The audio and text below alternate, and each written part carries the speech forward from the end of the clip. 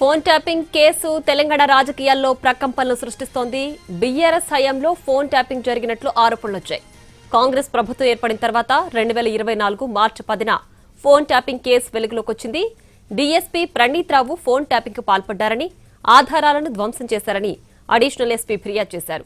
దీంతో కేసు నమోదు చేశారు. సిట్ ఏర్పాటు చేసి దర్యాప్తు చేస్తున్నారు. కేసు నమోదు చేసిన వెంటనే డీఎస్పీ ప్రణీత్ రావును అదుపులోకి తీసుకున్నారు. ఫోన్ ట్యాపింగ్ కేసులో మొదటి అరెస్ట్ ప్రణీత్ రావుదే. ఈ కేసులో అప్పటి intelligence bureau chief Prabhakar Rao key role పోషించారు అన్న ఆరోపణలొచ్చాయి. ప్రభాకర్ రావుతో పాటు ఇతర అధికారులపై సిట్ బృందం దృష్టి సారించింది.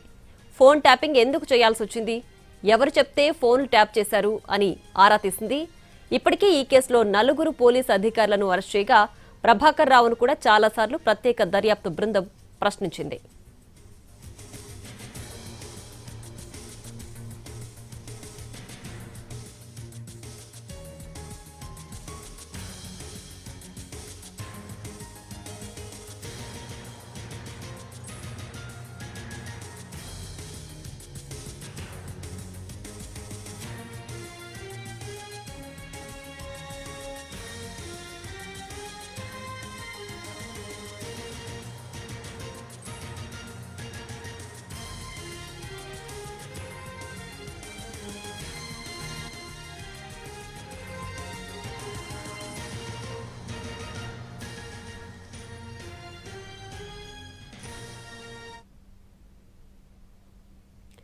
ఇక నందినగర్లోని కేసీఆర్ నివాసంలో కేసీఆర్ సిట్ విచారణ ప్రారంభమైంది. దీనికి సంబంధించి పూర్తి డీటెయిల్స్ మా ప్రతినిధి రవి లైవ్ లో అందించడానికి సిద్ధంగా ఉన్నారు. రవి, ప్రస్తుతం అక్కడ పరిస్థితి ఏ విధంగా ఉంది? సిట్ విచారణ ఇప్పటికే ప్రారంభమైంది కదా?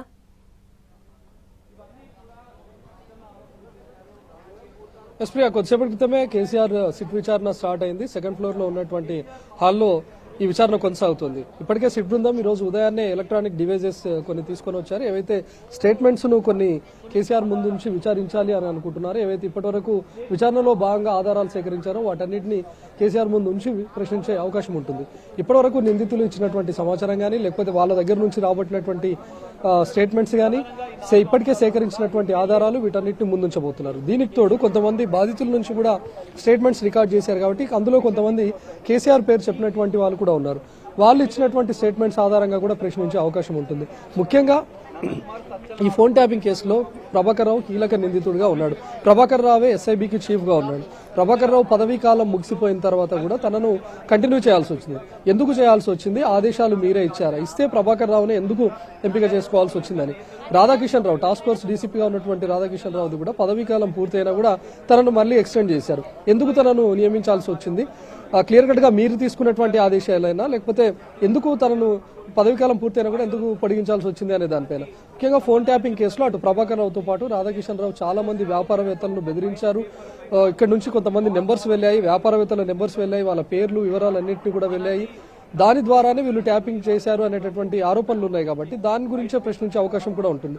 ఇప్పటికే ప్రభాకర్ రావు గతంలో యుఎస్ లో ఉన్నప్పుడు ఇప్పటికే అరెస్ట్ అయినటువంటి బెయిల్ పై ఉన్నటువంటి కొంతమంది నిందితులు రాధాకిషన్ రావు గానీ, తిరుపతన్న, భుజంగరావు వీళ్ళు ఇచ్చినటువంటి ఆదేశాల్లో అప్పుడు తయారు చేసినటువంటి రిమాండ్ రిపోర్ట్ లో సుప్రీం ఆదేశాల మేరకు మేము నడుచుకున్నామనే విషయాన్ని చెప్పారు. ఇందులో సుప్రీం ఎవరు? సుప్రీం అంటే మీరేనా? మీరు కాకుండా ఇంకా బీఆర్ఎస్ లో ఎవరైనా గత ప్రభుత్వంలో సుప్రీంగా ఉన్నారా?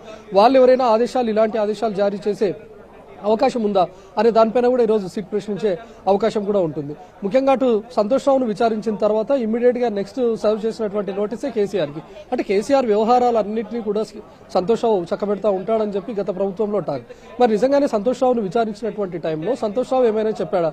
కేసీఆర్ ఇచ్చినటువంటి ఆదేశాలను నేను అమలు పరిచాను, లేకపోతే ఆయన ఇచ్చినటువంటి ఆదేశాలను నేను చేరవేశాను, ఎస్ఐబికి కానీ లేకపోతే రాధాకిషన్ రావుకి కానీ చేరవేశారా? అలాంటి సమాచారం ఏమైనా ఇచ్చుంటే దాన్ని ఆధారంగా చేసుకుని ప్రశ్నిస్తున్నారా అనేది చూడాలి.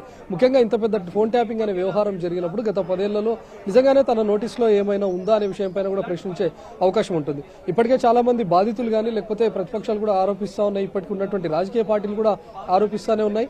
వాళ్ళు చెప్తున్నారు ఖచ్చితంగా కేసీఆర్ నోటీసులో ఉండే, కేసీఆర్ కు తెలిసే ఈ ఫోన్ ట్యాపింగ్ జరిగిందని చెప్తా ఉన్నారు. సో ఇప్పటి వరకు సేకరించినటువంటి వాటన్నిటిలో కూడా స్టేట్మెంట్ రికార్డ్స్ లో ఎవరైనా కేసీఆర్ పేరు చెప్పి ఉంటారా? ఇన్ కేసు చెప్పి ఉంటే ఆ స్టేట్మెంట్స్ ను ముందుంచే అవకాశం ఉంది. ఈవెన్ నోటీస్ లో కూడా పేర్కొన్నారు, ఎలక్ట్రానిక్ డివైజెస్ కొన్ని సున్నితమైనటువంటి పరికరాలను మేము తీసుకొని రావాల్సి ఉంటుంది, ఎర్రవల్లి ఫామ్ హౌస్ కి అయితే రాలేము, ఇక్కడే నందినగర్ లో ఉన్నటువంటి నివాసంలో విచారిస్తామని చెప్పి నోటీసులో కూడా పేర్కొన్నారు.